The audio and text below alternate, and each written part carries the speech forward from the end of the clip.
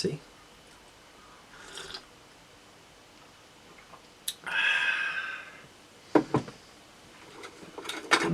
Biggie.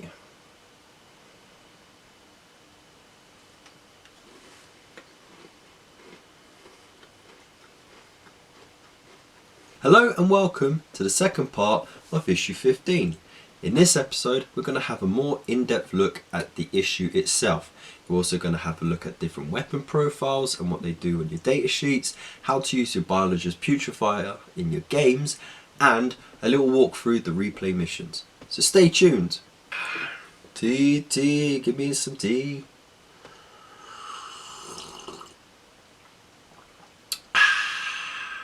Just think, Americans were one silly tax away from being tea drinkers.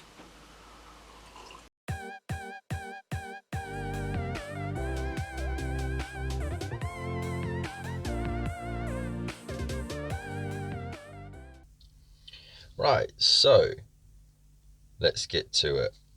What do we get in this issue? Well, we get 6 dice. Ooh. We also get the biologist putrefier. Now, this is quite a nice model. I love the fact that he kind of sort of looks like a mosquito, as he has the long injector-like snout on his face that you put on the helmet, sorry, and the racks of blight grenades that he has on his back look like wings as well. So that's pretty damn cool, and there's so much detail on him as well. And of course you got all these little pock marks as well and stuff like that. It's really cool. I really do like it. It might seem trivial, but 6 more dice is going to blooming well help with all those poxwalkers you have. Okay, let's have a look inside.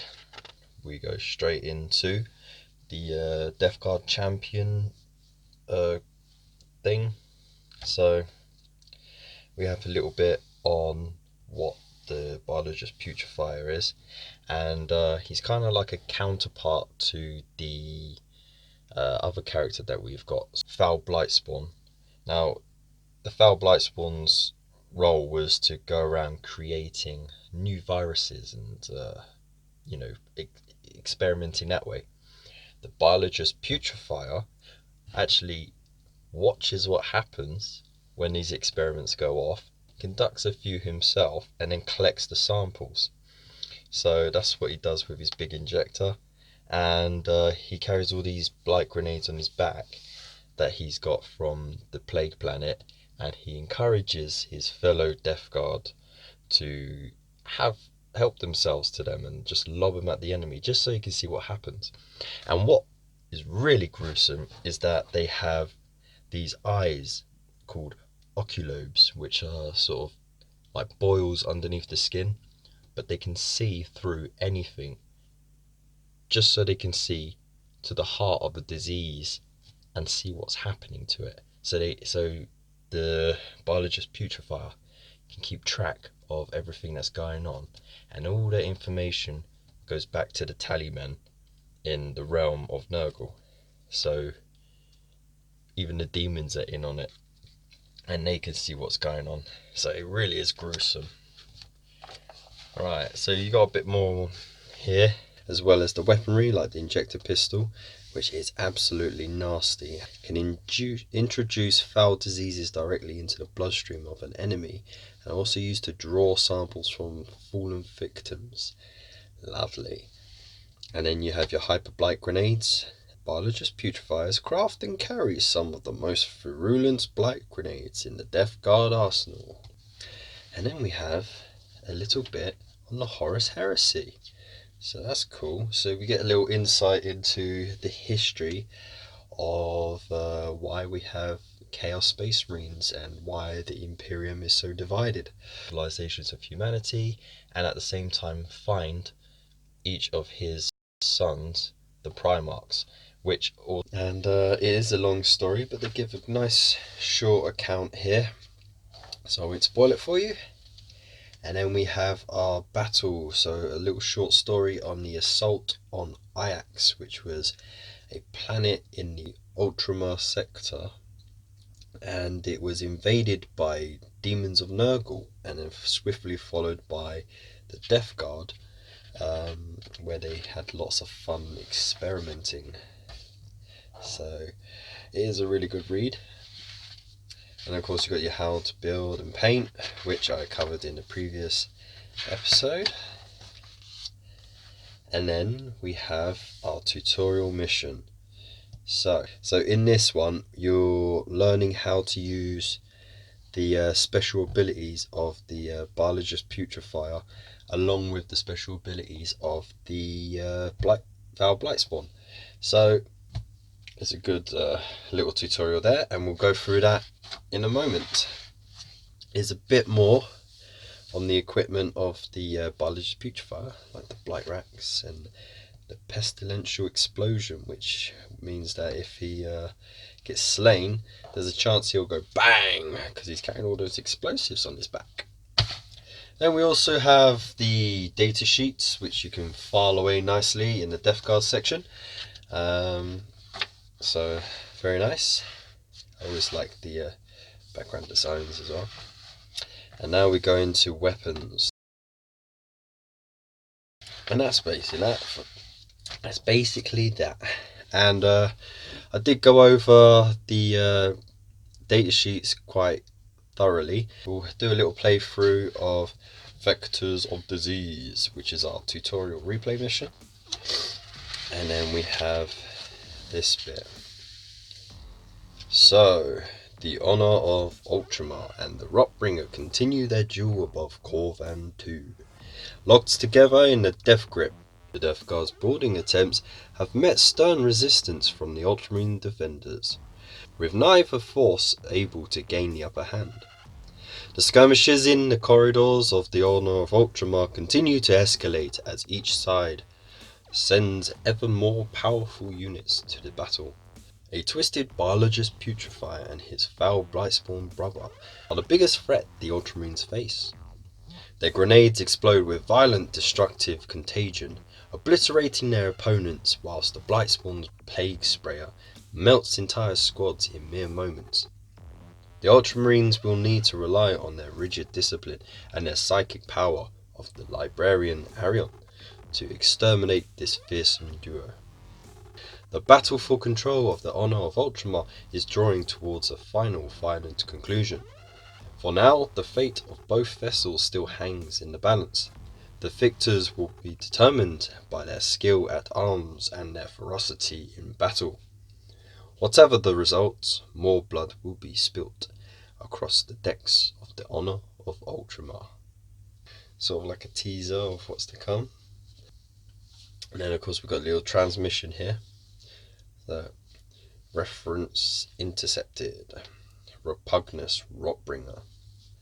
Press the advantage, my brothers. Bring rot and death to the servants of the Corpse Emperor.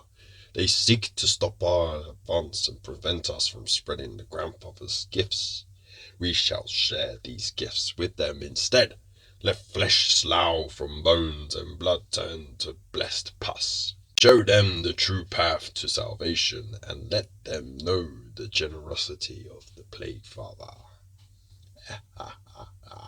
Okay, this is what's coming up next. We have a big issue in issue 16 where we got 2 more intercessors to make a full squad of 5, an Inceptor, which is a new type of unit for our Space Marines, and 2 Hellblasters, which is another new unit with plasma weapons. And then of course we get another container, which is awesome because we can go a little bit further with some customizable ideas. So stay tuned for those, they will be coming up soon.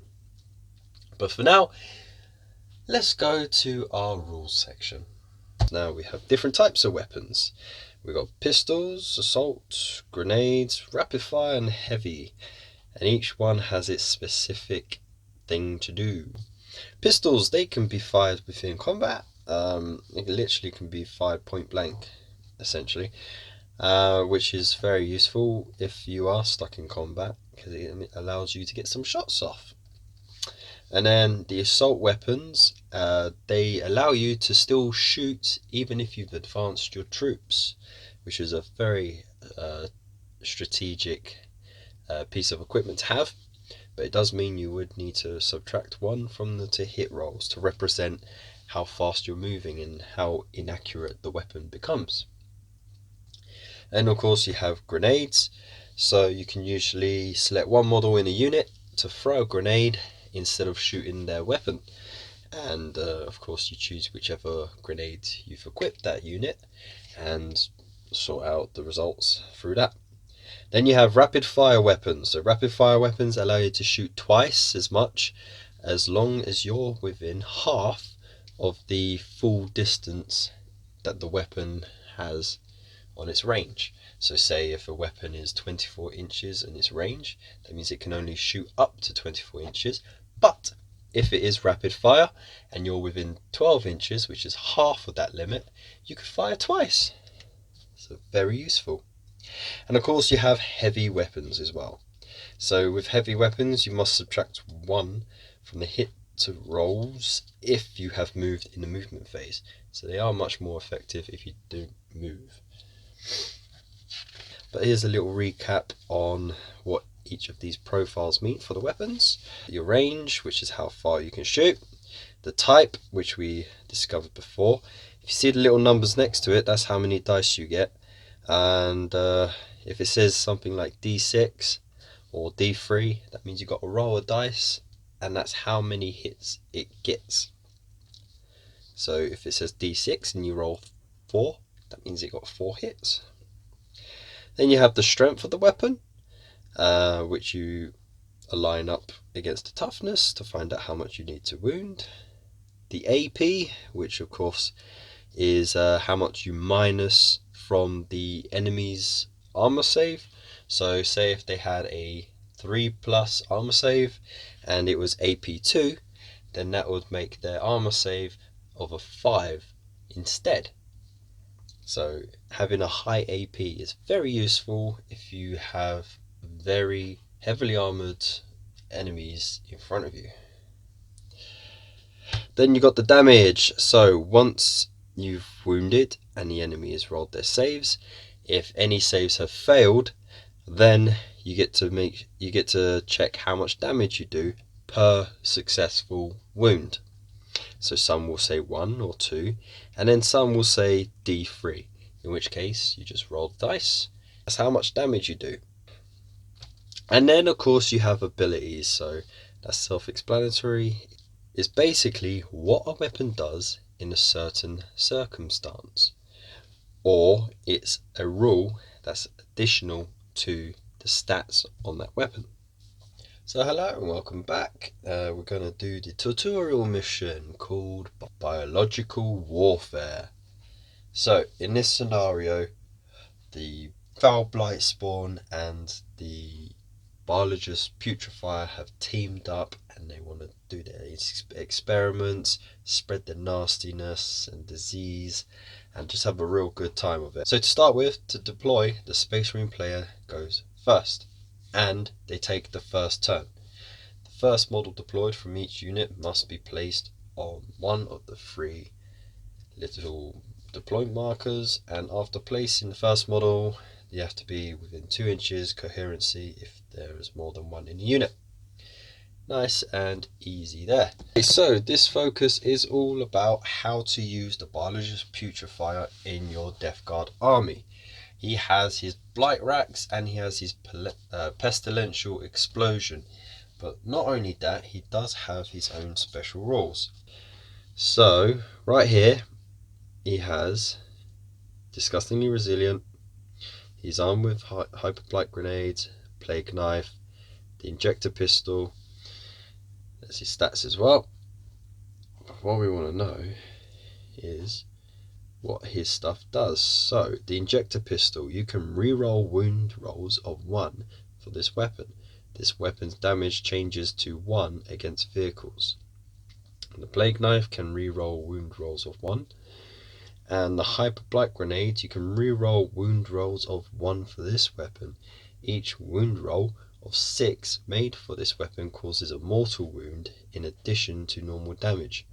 So what that means when you cause a mortal wound is that the enemy doesn't get a save against that mortal wound unless they have an additional save, like disgustingly resilient. So if you do roll a 6, you could do 2 damage plus a mortal wound. Death to the False Emperor. For each hit roll of 6 this model makes in the fight phase, you can immediately make an extra attack against the same unit using the same weapon. These extra attacks cannot earn more extra attacks. So once you've got your extra attacks, you can't just double up on those extra attacks to have extra attacks. Pestilential Explosion. Now this is very interesting. If this model loses its last wound, roll a dice before removing it from the battlefield. On a 4+, its racks of blight grenades explode, and each enemy unit within 7 inches suffers 1 mortal wound.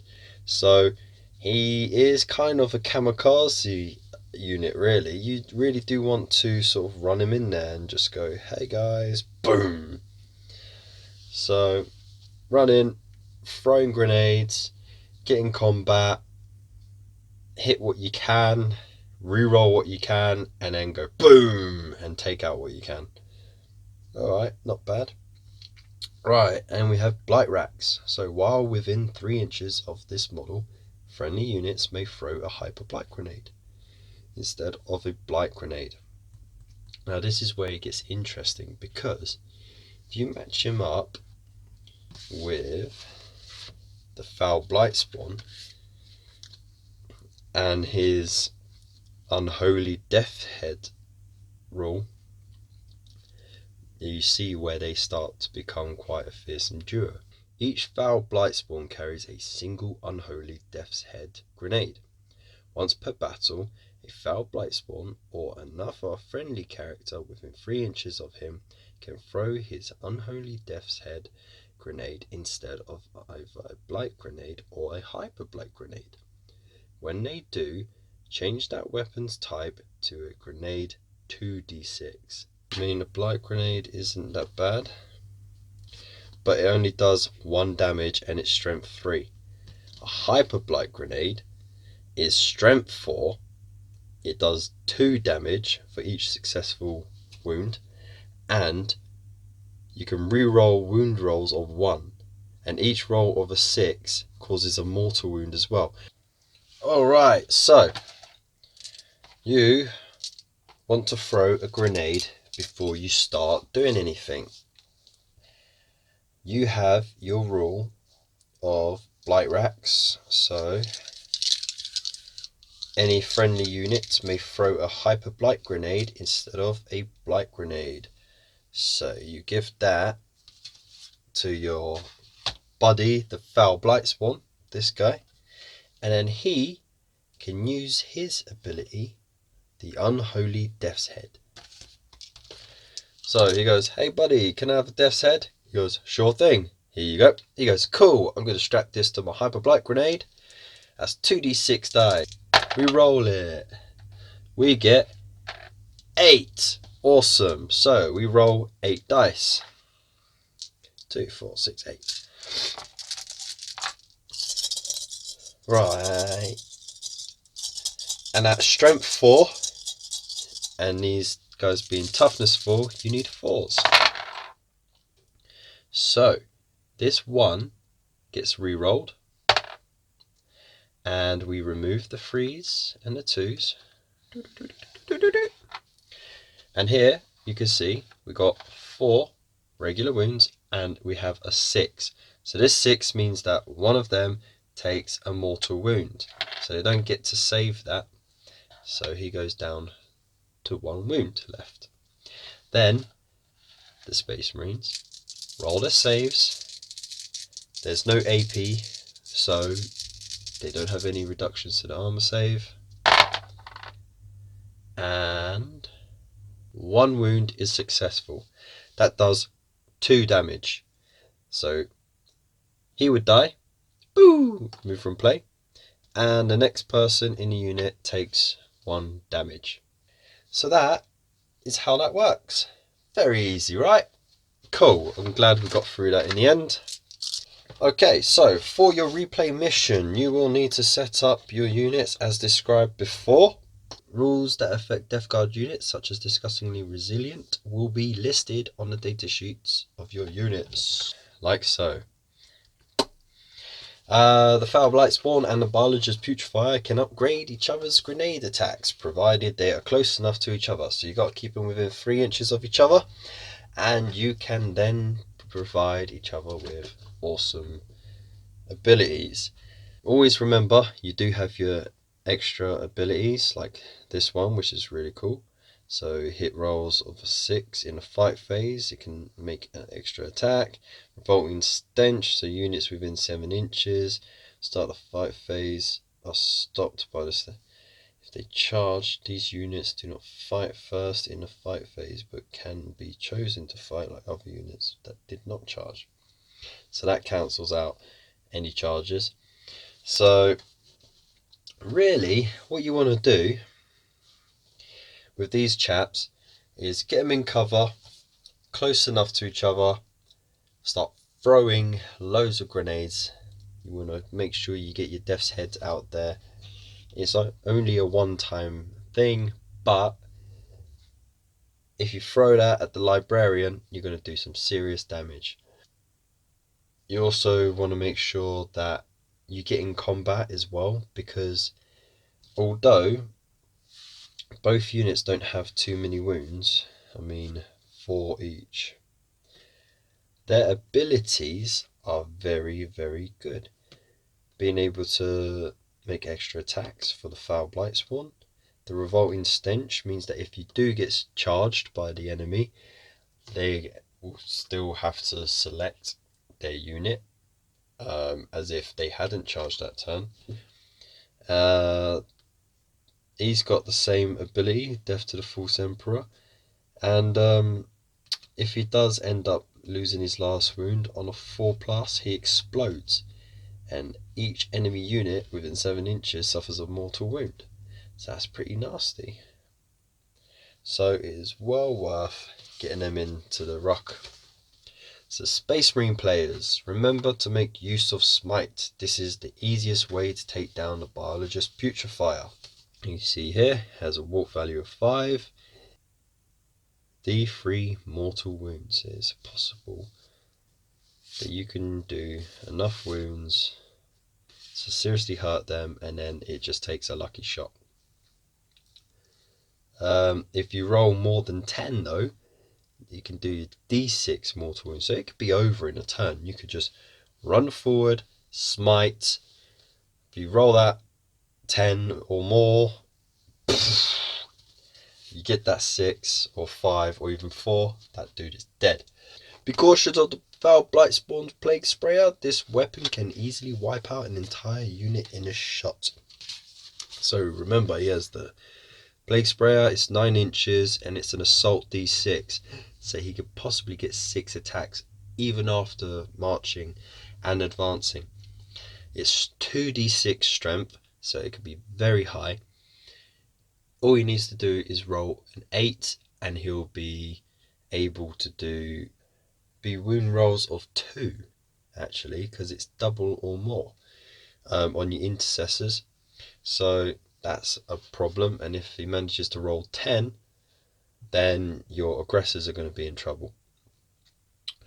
Also, -3 AP makes it very hard to save, because they are 3+ saves, so that would bump them up to 6s. So as the Space Marine player, you might want to take cover so that you get your +1 cover bonus. Just be careful that it isn't a barrel, as a barrel can explode and cause damage to you anyway. 3 damage for each one. So if all 6 go through and none are saved, there's a potential of doing 18 damage. That's a lot of damage. The game lasts 5 battle rounds. Space Marines, you need to wipe out the Biologist Putrefier, and the Death Guards, you need to wipe out the Librarian because he's a thorn in your side and he's scum. And that is it really. So remember, get you guys within 1 inch of cover so you get your +1 bonus, so that when this guy comes along and sprays you, if he does roll high, you're still gonna get that +1 to your save. Death Guard player, you're going to want to keep these guys close so they can feed off each other. Throw that Hyper Blight grenade at the Librarian, bust him up, maybe even do the Plague Sprayer at him as well. And you want to run into combat as quick as possible. The reason being is because you get all those lovely rerolls. Ultramarines, you really just want to make sure that you shoot them before they get near you. So get your Librarian in there, throw Smite about, try and do as much damage as you can. Don't be afraid to fall back, make use of the fallback rules. Codex Discipline, models in this unit can still shoot in a turn in which they fall back, but if they do so, you must subtract 1. So you still get to shoot even though you fall back. It's very valuable to stay out of range of those bloody grenades, and at the same time pick off little bits of damage here and there. So you will have to sort of do a little dance. You will be walking around a lot, so these guys will be charging straight down the middle. You're going to want to keep your distance. Remember that your abilities have a much greater range than their grenades and their ranged weapons. And that's it. I don't think I can really give you any more than that. Just really have fun with it. Make sure you give each other turns as well. Don't forget, you can also use the Storm Bolters up here, so if you feel bored and you don't want to throw a grenade, hop on there. Storm Bolter is 2 shots at strength 4. It's not bad. It's better than the Injector or normal grenade that only does 1 damage. So yeah, that's it. So thank you very much for joining me for this episode. I hope you found it very informative.